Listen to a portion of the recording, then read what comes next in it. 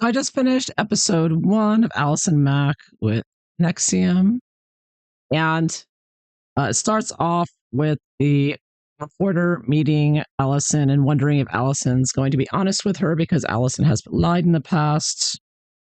And then Allison goes into a story of when she was younger and she was in an abusive relationship with another man. And she said that she got a tattoo of his name on her body. And it took a while for her to get out of that abusive relationship. And so setting the precedent for what's coming next with her and Keith Raniere. Then Allison Mack completely blames Kristen Kreuk for getting her into Nexium. She said that Kristen in Vancouver, they were in Vancouver. They traveled together to Paris many times. They were 25, she said.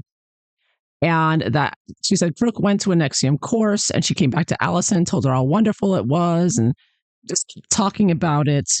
And Allison says that Kreuk really pushed her into it. And Allison Mack claims to have said something along the lines of, quote, "Okay, if you think I should."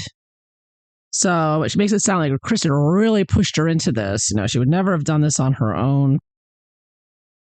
So she gets into the course. She starts taking the course. And this part is kind of concerning. Well, all of this concerning, but she talks about her first course and how she met, which was taught by Nancy Salzman. So Nancy Salzman claimed to be a therapist, but she was really an expert in NLP, neuro-linguistic programming, which is used to hypnotize and mesmerize and manipulate people. And in Nexium, there were all kinds of experiments on people's minds, trying to turn them into psychopaths, which get into there.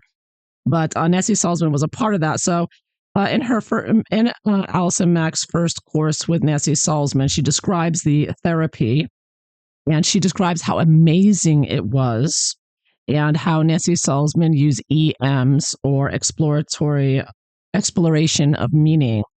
And she claimed that this happened at Kristen Kreuk's house. So she took the course, and then afterwards, she went back to Kristen Kreuk's house with Nancy Salzman, and that's where Nancy initiated her to the therapy of EMs, which is very similar to Scientology.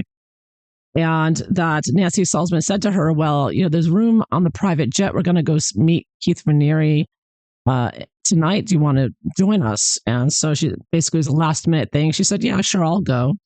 And Allison Mack, who previously said that she was making in one show about $40,000 a week, she claimed that she had never been on a private jet before, so she was all excited. And it was Claire Bronfman's private jet. And then she flew to Albany and then to Clifton Park to meet Keith Raniere for the first time.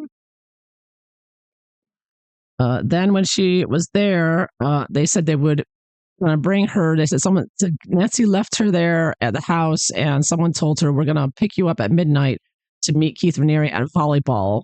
So she was initiated to apparently Keith Raniere played volleyball starting at midnight, going on through the night. And that was their routine.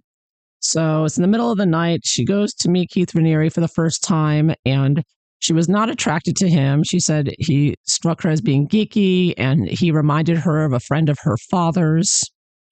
And the first thing he said to her was, do you have a question for me? And Allison was taken off guard because she didn't have a question. And then later on, when she was being driven back to where she was going to stay, she said to the people that she was with, no one told me I had to have a question ready. And the people told her, well, he's the smartest man in the world, so people usually have a question for him.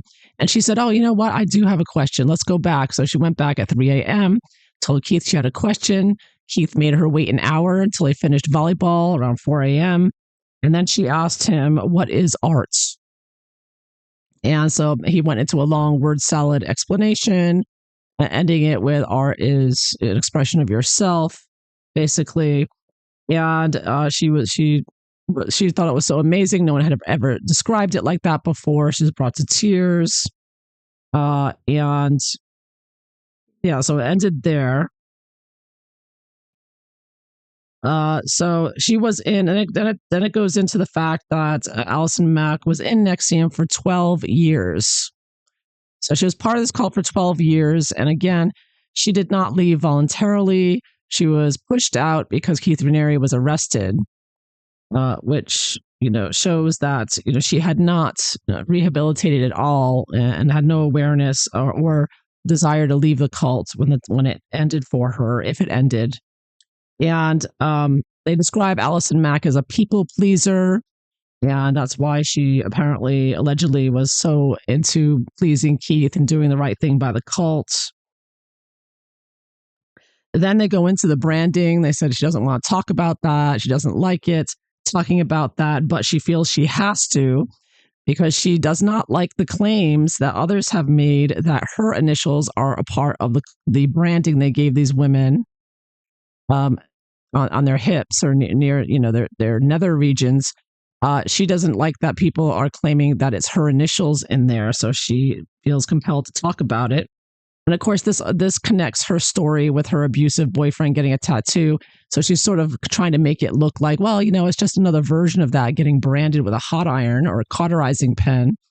And I want to also point out here that Frank Report has this article about Sarah Edmondson, who's also a former cult member who also has a podcast, which makes me wonder if this is what inspired Allison Mack to come out with a podcast. Sarah and her husband have a successful podcast. And Sarah Edmondson said that she's one of the people saying that Allison Mack's initial is in the branding that she got. So Allison has this branding. Edmondson has this branding. So this is the branding here. And you can clearly see that it does have a K and an R and an A and an M in it. So it depends on, who do you want to believe? Sarah, who has the branding, believes it is Allison Mack's initials in this branding. And these are actual examples of the branding on women. But of course, Allison Mack is completely denying it. So you have to decide, who do you want to believe, this former cult member or this other one? Sarah Edmondson does say it may be on the DOS brand, so she doesn't come out and attack, Allison Mack here directly with it. But the fact that she mentions it and says it may be on there, she's open to the possibility at the very least. And knowing the victim impact statements and what they contain and how dedicated Allison Mack was to this cult and how vicious she apparently was to the women in this cult. And she was so sleeping with Keith Raniere every day as his right-hand woman. It would not be surprising if that is the claim. And she does have a history of lying, which the reporter talks about in the opening of this podcast.